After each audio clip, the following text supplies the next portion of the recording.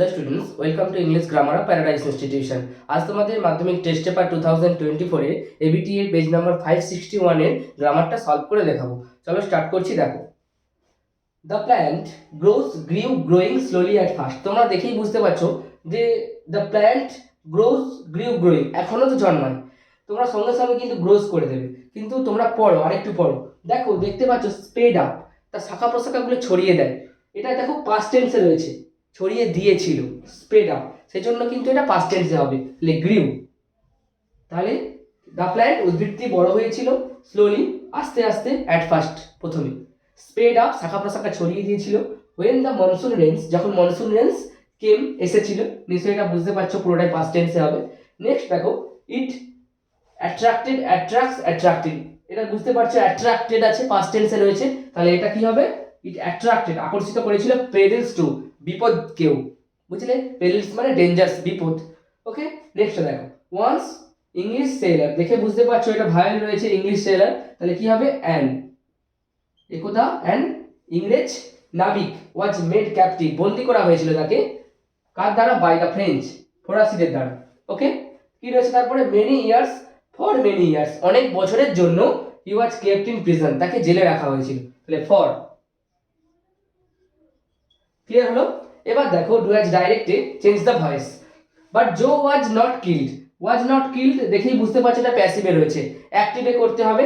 তাহলে এখানে জোকে মারা হয়নি, কারো দ্বারা নিশ্চয়ই, বাই সামওয়ান, তাহলে সামওয়ান দিয়ে করবো আমরা। কিন্তু আমরা এখানে নট আছে, আমরা সামওয়ান দিয়েও করতে পারি, আবার নো ওয়ান দিয়েও করতে পারি। আমি প্রথমে সামওয়ান দিয়ে করছি, দেখো।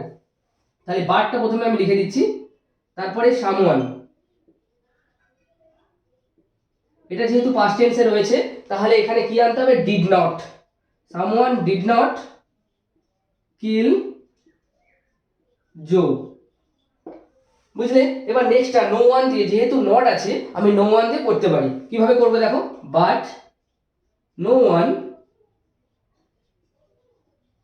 কি হবে? নো ওয়ান আছে, তাহলে আর ডিড নট করতে পারবো না, নো ওয়ান কিল্ড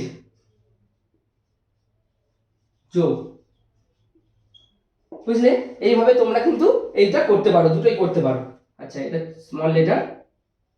ওকে, বুঝলে? দুটোই করতে পারো, সামওয়ান দিয়ে করলে এখানে ডিড নট করতে হবে, নো ওয়ান দিয়ে করলে কিল্ড করলে হয়ে যাবে। নেক্সট দেখো, change into negative sentence.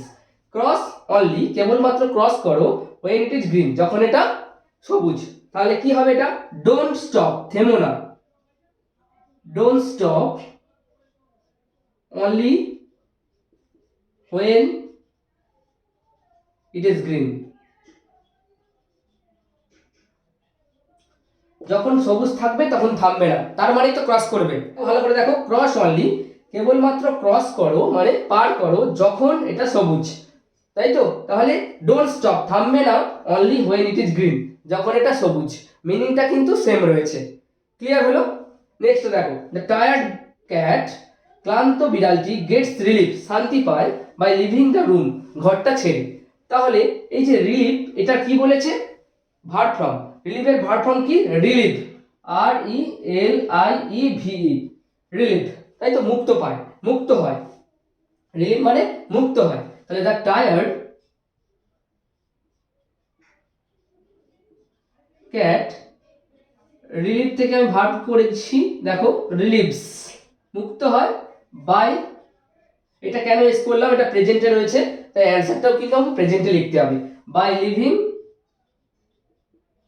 The room. Clear হলো? নেক্সট দেখো, তোমাদের ফ্রেজাল ভার্ব ছিল রেয়ার মানে কি? লালন পালন করা। এখানে দেখো ব্রিং আপ রয়েছে, তাহলে এটা কি রয়েছে? পাস্ট টেন্সে রয়েছে, দেখতে পাচ্ছ, এটা ব্রট আপ হবে, ব্রট আপ। এস্টাবলিশড মানে কি? স্থাপন করা। এখানে রয়েছে দেখো সেট আপ, সেট আপ এর past form set up. Appear মানে কি? আবির্ভূত হওয়া। এখানে হচ্ছে পরীক্ষার জন্য অ্যাপিয়ার হওয়া ছিল, এখানে সিট ফর, সিট ফর।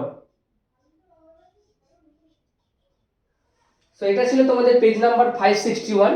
যদি এখান থেকে তোমাদের কোনো সমস্যা থাকে তাহলে কমেন্ট করো যে এই জিনিসটা বা এই জায়গাটায় আমাদের সমস্যা রয়েছে, আমি তোমাদের প্রবলেমটা সলভ করার চেষ্টা করব পরের ভিডিওর মাধ্যমে।